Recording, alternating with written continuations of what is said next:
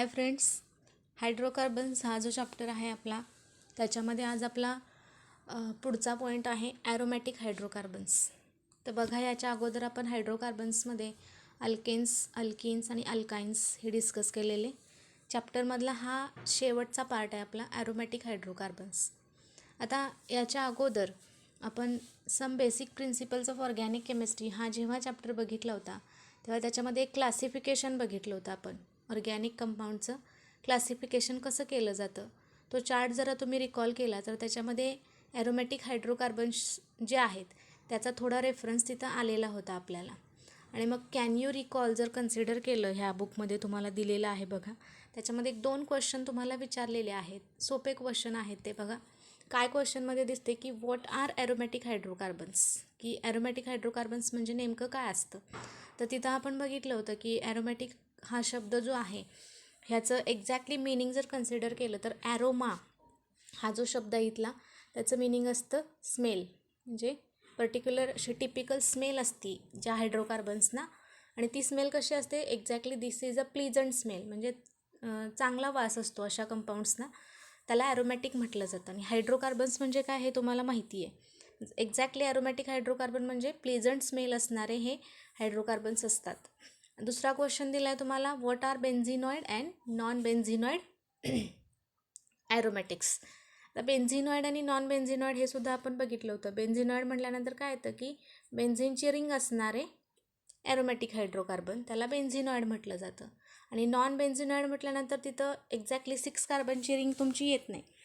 ती रिंग असते पण बेन्झिनसारखी नसते. It may be a 4 carbon ring किंवा तुमची ती 5 कार्बनची रिंग असू शकते. अशा फॉर्ममध्ये हे नॉन बेन्झिनॉइड असतात. तर हे शॉर्ट रिव्हिजन म्हणू शकतो आपण ज्या अगोदर आपण बघितलेले आहे. तर बघा, इंट्रोडक्टरी पार्ट जर कन्सिडर केला की what do you mean by aromatic hydrocarbon, तर नेचरमध्ये असे खूप सारे कंपाऊंड आहेत ज्याला पर्टिक्युलरली स्मेल असतो.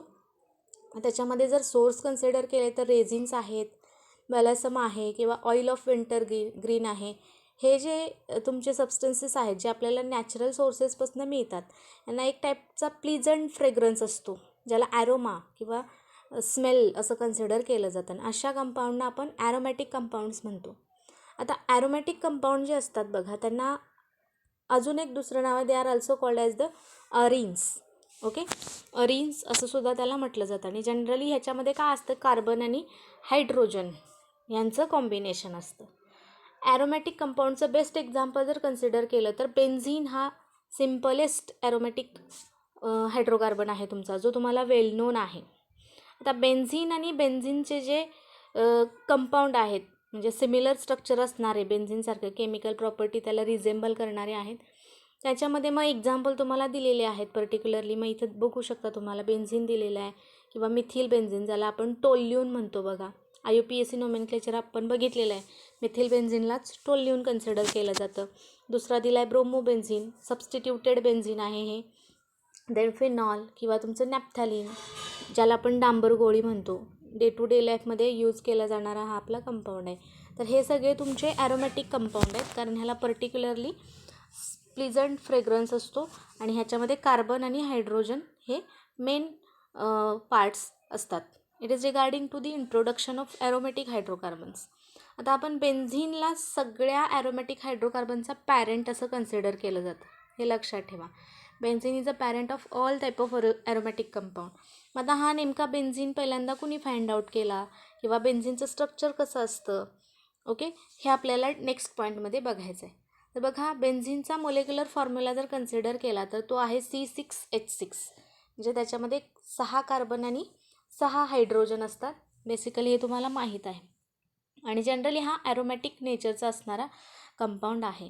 आता हा कुठनं मिळतो, लार्ज स्केलमध्ये जर तुम्हाला बेन्झीन मिळवायचं असेल तर त्याच्यासाठी काय आहे की कोल टार आणि पेट्रोलियम जे आहेत, एक्स्ट्रॅक्शनचा पार्ट जर कन्सिडर केला, कोल टार म्हणजे तुम्हाला माहिती आहे डांबर सगळ्यांना माहीत असेल, किंवा पेट्रोलियमचं जे एक्स्ट्रॅक्शन आहे त्याच्यामधनं हे बेन्झीन लार्ज स्केलमध्ये आपल्याला मिळू शकतं. ओके, आणि पर्टिक्युलरली बाकीचे जर कन्सिडर केले टोल्यून, फिनॉल किंवा नॅप्थॅलिन, हे त्याचे सगळे डेरिव्हेटिव्ह नंतर प्रिपेअर करता येतात आपल्याला. तर अशा फॉर्ममध्ये हे त्याचे सोर्सेस आहेत. देन हा जो बेन्झीन तुमचा आहे हा कसा असतो बघा, कलरलेस टाईपचं हे लिक्विड असतं आणि कॅरेक्टरिस्टिक त्याला ओडर असतो पर्टिक्युलरली. त्याचा बॉइलिंग पॉईंट जर कन्सिडर केला तर 353 केल्विन एवढा त्याचा बॉइलिंग पॉईंट आहे. लिक्विड स्टेटमध्ये हे असतं. आता जनरली पहिल्यांदा बेन्झीन जर प्रिपेअर करायचं असेल तर नॅचरल सोर्समधनं आपण बघितलं की कोल टारपासून किंवा पेट्रोलियमपासून हे मिळवलं जातं. पण ॲक्च्युली जर ह्याला सिंथेसाइज करायचं असेल तर काय केलं जातं बघा, ॲसेटिलीन जे आहे अल्काईन, आपल्याला माहिती आहे ॲसेटिलीन म्हणजे आपण कार्बन कार्बन ट्रिपल बॉन्ड आणि हा त्याचा फॉर्म्युला आहे ॲसेटिलीन. ह्या ॲसेटिलीनपासनं बेन्झीनचं सिंथेसिस करता येतं. मग त्याच्यासाठी काय केलं जातं तर हे जे ॲसेटिलीन आहे ह्याचं पॉलिमरायझेशन कॅरी आउट केलं जातं. सायक्लिक पॉलिमरायझेशन, आयन ह्या कॅटलिस्टच्या प्रेझेन्समध्ये रेड हॉट कंडिशन तिथं मेंटेन ठेवलेल्या असतात. आपण अल्काइन्समध्ये ही रिॲक्शन बघितलेली होती. ओके, ॲसेटिलीनचा यूज करून बेन्झीनचं प्रिपरेशन करता येतं. मग ही जी रिॲक्शन आहे पहिल्यांदा कुणीही फाइंड आउट केली तर बर्थलोट हा जो सायंटिस्ट आहे 1870मध्ये त्यानं ॲसेटिलीनपासून बेन्झीनचं प्रिपरेशन केलं, followed by the polymerization reaction. Okay, polymerization म्हणजे काय हे आपण डिस्कस केलेलं आहे. पॉलिमरायझेशन म्हणजे काय असतं बघा, की जिथं छोटे छोटे मोनोमर्स एकामेकाबरोबर कंबाईन होऊन त्याच्यापासून जायंट मोलेक्यूल तयार केला जातो ज्याला पॉलिमर म्हटलं जातं. ओके, 2 वर्ड्सचं कॉम्बिनेशन आहे. Poly means many, mer means part. Okay, तर हे regarding to the preparation method. आता हा जो बेन्झीन आहे तर ह्याला ओरिजिनली फीन असं पण म्हटलं जातं, हे पण लक्षात ठेवा. Okay, phene is regarding to what, phenyl group. जसं अल्किल असतं ना तसं फिनिल. अल्किल कसं असतं बघा, आपण R-H लिहितो. समजा हा H रिमूव्ह केला तर काय राहतं, फक्त -R, हा झाला अल्किल. बेन्झीनचा फॉर्म्युला काय आहे तुमच्या C6H6. समजा ह्या 6 हायड्रोजनमधला एक हायड्रोजन जर रिमूव्ह केला तर तिथं शिल्लक काय राहतं, C6H5. तर हा जो एवढा ग्रुप आहे त्याला म्हटलं जातं फिनिल ग्रुप.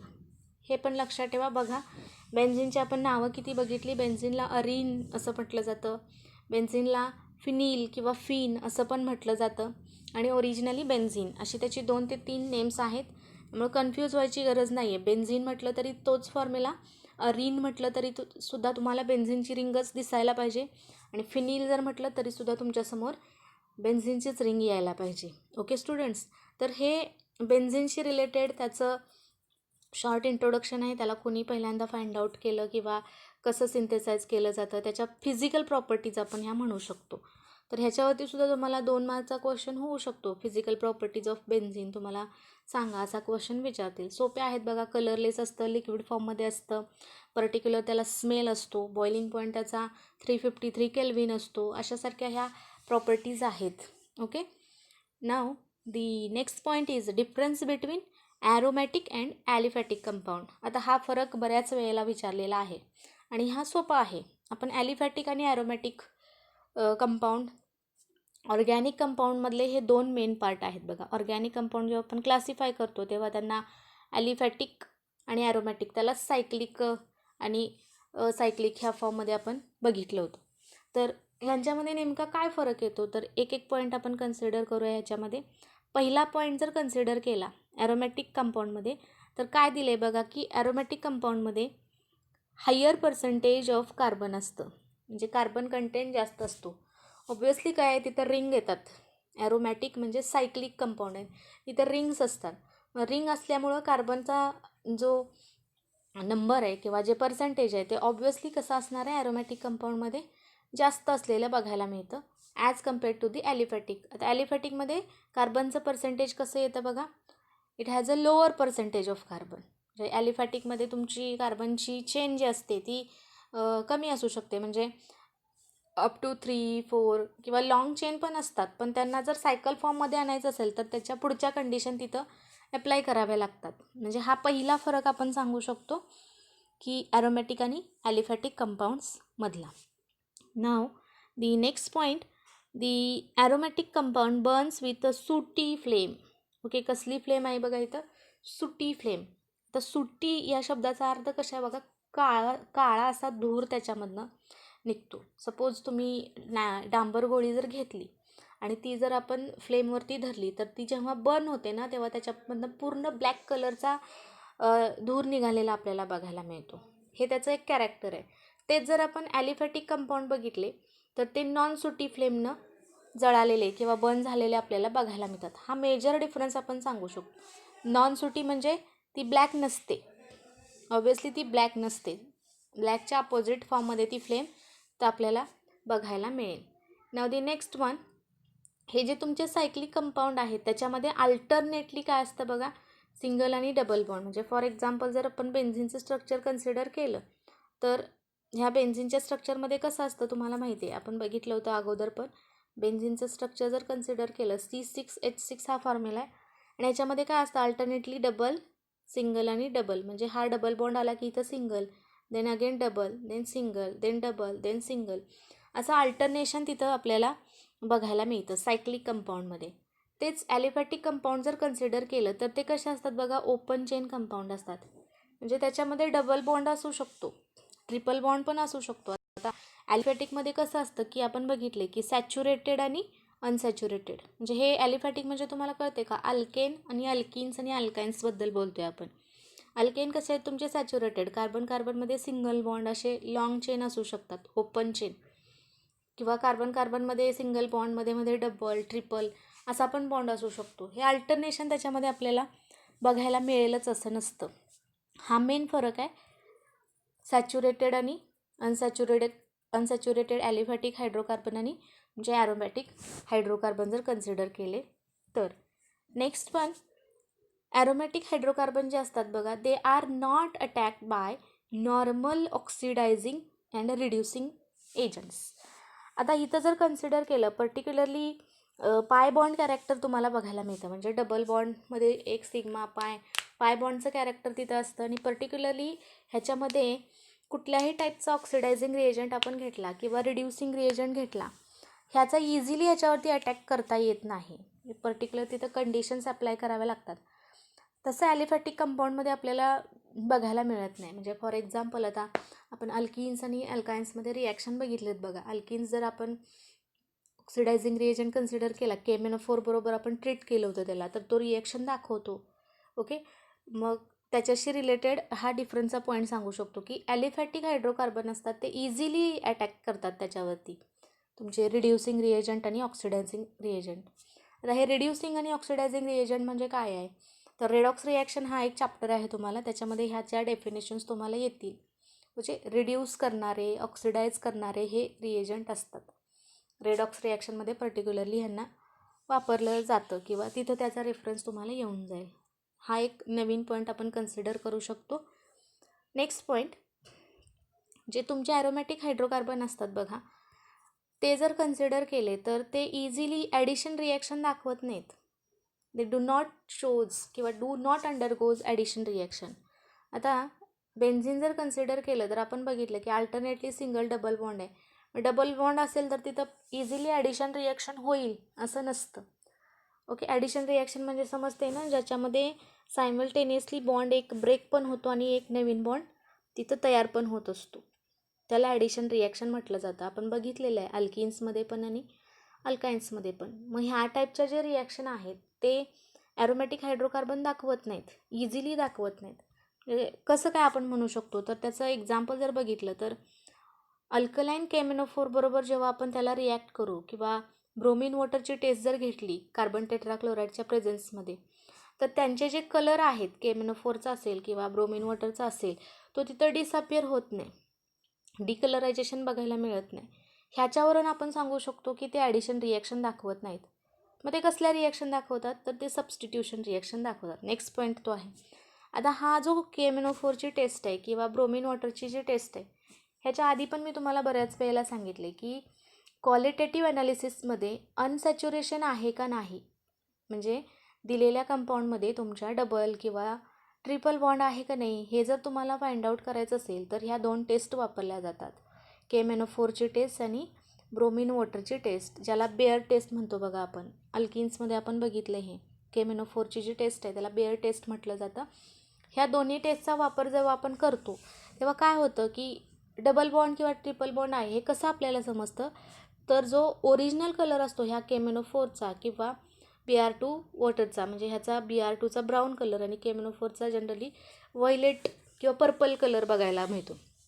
तो तिथनं निघून जातो आणि तो जेव्हा निघतो किंवा डिसअपिअर होतो तेव्हा आपण म्हणतो की हां तिथं डबल बॉन्ड आहे किंवा तिथं ट्रिपल बॉन्ड आहे हे आपण डिटेक्ट करतो. असं ॲरोमॅटिक हायड्रोकार्बन्समध्ये बघायला मिळत नाही. ह्याचा अर्थ ते ॲडिशन रिॲक्शन तिथं दाखवत नाहीत. मग ह्याच्याबरोबर अपोजिट पॉईंट ॲलिफॅटिकमध्ये येणार. तुमचे जे अनसॅच्युरेटेड हायड्रोकार्बन आहेत ॲलिफॅटिक कंपाऊंड ते इझिली ॲडिशन रिॲक्शन दाखवतात. आणि कशावरून तर KMnO4चा किंवा Br2 वॉटर इन CCl4 त्याचा कलर तिथं डिसअपिअर झालेला आपल्याला बघायला मिळतो. त्याच्यावरून हे ॲडिशन रिॲक्शन तिथं दाखवतात हे आपण डेफिनेटली सांगू शकतो. नेक्स्ट पॉईंट काय आहे बघा डिफरन्समधला. ॲरोमॅटिक हायड्रोकार्बन जे असतात ते सबस्टिट्यूशन रिॲक्शनला प्रिफर करतात. सबस्टिट्यूशनलाच दुसरा एक वर्ड येतो रिप्लेसमेंट. त्याला काय म्हटलं जातं रिप्लेसमेंट म्हणतो आपण. म्हणजे बेन्झिनमध्ये कसं आहे बघा कार्बन तुमचे किती आहेत टोटल 6 कार्बन येतात. अल्टरनेटली आतमध्ये सिंगल डबल बॉन्ड 6 कार्बनला हे तुमचे काय असतात 6 हायड्रोजन्स येणार आहे. मग इथला कुठलाही हायड्रोजन आपण रिप्लेस करू शकतो. म्हणजे हा हायड्रोजन तिथनं काढायचा आणि त्याच्या जागी दुसरं कोणतरी आपण तिथं पुट करू शकतो. त्यालाच सबस्टिट्यूट करणं त्यालाच रिप्लेस करणं असं म्हटलं जातं. ओके. मग ॲरोमॅटिक हायड्रोकार्बन जे आहेत ते अशा टाईपच्या रिप्लेसमेंट किंवा सबस्टिट्यूशन रिॲक्शन प्रिफर करतात किंवा इझिली दाखवतात. पण ॲलिफॅटिक हायड्रोकार्बन जे आहेत त्याच्यामध्ये जर आपण कन्सिडर केलं तर जे सॅच्युरेटेड ॲलिफॅटिक हायड्रोकार्बन आहेत ते तेवढे सबस्टिट्यूशन रिॲक्शन दाखवतात. अनसॅच्युरेटेड दाखवत नाहीत. म्हणजे अल्किन्स आणि अल्काइन्स हे दोघंजण सबस्टिट्यूशन रिॲक्शन दाखवत नाहीत. तर कुठली दाखवतात ते दाखवतात कुठली बघा ॲडिशन रिॲक्शन. म्हणजे आपण बघितलं होतं ॲडिशन रिॲक्शनमध्ये अल्किनचं कन्वर्जन आपण अल्केनमध्ये करू शकतो. अल्काइनचं कन्वर्जन आपण अल्किन्स आणि पुढं जाऊन अल्केनमध्ये करता येतं. आता सॅच्युरेटेड हायड्रोकार्बन जर कन्सिडर केलं म्हणजे R-H हा हायड्रोकार्बन आहे सॅच्युरेटेड टाईपचा. हा सबस्टिट्यूशन रिॲक्शन कसं दाखवेल. समजा बघा ह्याला मी हॅलोजन बरोबर रिॲक्ट केला X2 बरोबर इन पर्टिक्युलर कंडिशन काय असतील त्या आणि काय होतं मग इथला हायड्रोजन आणि इथला एक हॅलोजन जर आपण कन्सिडर केलं हायड्रोजन आणि हा इथला असणारा हॅलोजन 2 डायटॉमिक आहे ना हॅलोजन त्यामुळे X2 एक हायड्रोजन इथला जो निघून जाईल तो राहिलेल्या एका X बरोबर कंबाईन होऊन बाय प्रोडक्टमध्ये HX तुम्हाला मिळेल आणि मेन प्रोडक्ट तुमचा कसा तयार होईल R-X अल्किल हलाईड तयार झालेला बघायला मिळेल. म्हणजे आपण बघा इथं काय केलं की सॅच्युरेटेड हायड्रोकार्बनमधल्या हायड्रोजनचं सबस्टिट्यूशन केलं किंवा हायड्रोजनची रिप्लेसमेंट केली हॅलोजननं. म्हणजे अशा टाईपच्या रिॲक्शन ह्या ॲलिफॅटिक हायड्रोकार्बनमध्ये बघायला मिळतात. पण सगळ्याच नाही फक्त सॅच्युरेटेड हायड्रोकार्बन्स दाखवतात. अनसॅच्युरेटेड टाईपचे हायड्रोकार्बन अशा टाईपच्या रिॲक्शन आपल्याला दाखवत नसलेलं बघायला मिळेल. तर हा जो डिफरन्स आहे difference between aromatic and aliphatic hydrocarbon हा तुम्ही व्यवस्थित बघायचा आहे कारण ह्याच्यावरती सुद्धा क्वेश्चन्स विचारलेले आहेत. Give the difference between aromatic and aliphatic हायड्रोकार्बनाचं विचारलं जातं. Okay. Now the next point is structure of benzene. तर बेन्झिनचं स्ट्रक्चर कसं येतं. ओके. तर त्याच्यामध्ये आपल्याला फॉर्म्युला माहिती आहे बघा बेन्झिनचा फॉर्म्युला काय आहे C6H6. हाय डिग्री अनसॅच्युरेशन बघायला मिळतं. हाय डिग्री अनसॅच्युरेशन याचा अर्थ कळतो आहे की तिथं मॅक्झिमम डबल बॉन्ड कॅरेक्टर असलेलं आपल्याला बघायला मिळतं. म्हणजे किती येतात डबल बॉन्ड तर 3 डबल बॉन्ड बघायला मिळतात. आता ह्या फॉर्म्युल्याला घेऊन त्याचं ओपन चेन स्ट्रक्चर आपण काढू शकतो का किंवा काढता येतं का तर जनरली हे पॉसिबल नसतं कारण त्याचे रिझन्स आहेत. ओपन चेन स्ट्रक्चर जे आहे ते पॉसिबल नाही आहे. सायक्लिक कंपाऊंड असणारे किंवा डबल बॉन्डेड कॅरेक्टर असणाऱ्या बेन्झिनचं असं ओपन चेन स्ट्रक्चर पॉसिबल नाही. पण काय होतं की अल्किनसारखं तो बिहेव करत नाही किंवा अल्काईनसारखं पण तो बिहेव करत नाही. म्हणजे प्रॉपर्टी जर आपण कम्पेअर केल्या की आपल्याला माहिती आहे 6 कार्बन आहेत 6 हायड्रोजन आहेत डबल बॉन्ड 3 येतील मग ह्याला स्ट्रेट चेनमध्ये लिहिता येईल का तर तसं लिहिलं तर तो अल्किन होईल. पण त्याचं जे प्रॉपर्टी आहेत त्या अल्किनसारख्या येणार नाहीत. तो चेंज प्रॉपर्टी दाखवतो किंवा ट्रिपल बॉन्ड देऊन आपण 6 कार्बन आणि 6 हायड्रोजन दाखवल्या तर त्याच्या प्रॉपर्टी अल्काईनसारख्या पण होत नाहीत. मग असं होत नाही म्हटल्यानंतर ऑब्व्हियसली तो कंपाऊंड एक डिफरंट स्ट्रक्चर दाखवत असणार आहे जे सायक्लिक असतं. मग हे कशावरून तर त्याच्यासाठी कंपॅरेटिव्ह पॉईंट्स तुम्हाला दिलेले आहेत बघा, अल्किन्स आणि बेन्झिनमधले. तर रिॲक्शन तुम्हाला पाठीमागं पण ह्या झालेल्या आहेत, फक्त इथं थिरॉटिकल पार्ट दिला आहे. आता मगाशी पण आपण बघितलं की अल्किन जे असतात डायल्यूट किंवा अल्कलाईन केमेनोफोर बरोबर जेव्हा रिॲक्ट होतात, म्हणजे आपली कुठली टेस्ट, बेअर टेस्ट, केमेनोफोरचा तिथं कलर जो पर्पल असतो तो निघून जातो अल्किन्समध्ये. पण बेन्झिन कसं असतं, तिथं कलरायझेशन, कलर निघून जात नाही, तिथं डिकलराईज होत नाही. आता आपण डिफरन्समध्ये पण हा पॉईंट कन्सिडर केला. मग ही प्रॉपर्टी वेगळी झाली. केमिकल रिॲक्शन सेम दाखवतात का? नो. देन ब्रोमिन वॉटरच्या टेस्टच्या बाबतीत पण सेम. अल्किन्समध्ये ब्राऊन कलर जो आहे तो डिसअपिअर होतो, पण बेन्झिनमध्ये तो कलर ॲज इट इज राहतो. म्हणजे दुसरा एक प्रूफ आपल्याला मिळाला की आपण त्याला स्ट्रेट फॉर्ममध्ये लिहू शकत नाही. किंवा अनादर वन, वॉटरबरोबर जर ॲसिडिक मिडियममध्ये त्याला रिॲक्ट केलं तर हे जे तुमचे अल्किन्स आहेत ते ॲडिशन रिॲक्शन दाखवतात. हे आपण बघितले बघा. त्याच्यामध्ये टॉटोमेरिझमची रिॲक्शन आपण कन्सिडर केलेली त्याच्या बाबतीतली, तिथं बघायला मिळतं. पण बेन्झिनच्या बाबतीत ती रिॲक्शन आपल्याला बघायलाच मिळत नाही. म्हणजे असे खूप 2 ते 3 इव्हिडन्स तुम्हाला दिलेले आहेत, कंपॅरेटिव्ह पॉईंट्स. त्यांना स्ट्रेट चेनमध्ये आपण C6H6 हे आपण स्ट्रेट फॉर्ममध्ये का लिहू शकत नाही, त्यालाही पर्टिक्युलर रिझन्स आहेत. ओके स्टुडंट, हा नवीन पॉईंट आहे ह्यावर्षी इन्सर्ट केलेला तुमच्या सिलेबसमध्ये. त्यामुळे हा जो पॉईंट आहे हा व्यवस्थित तुम्ही बघायचा आहे. याच्यावरती तुम्हाला क्वेश्चन्स येण्याची पॉसिबिलिटी असू शकते. Clear? Now the next point जे आहेत ते मग आपण पुढच्या वेळेला बघूया. थँक्यू.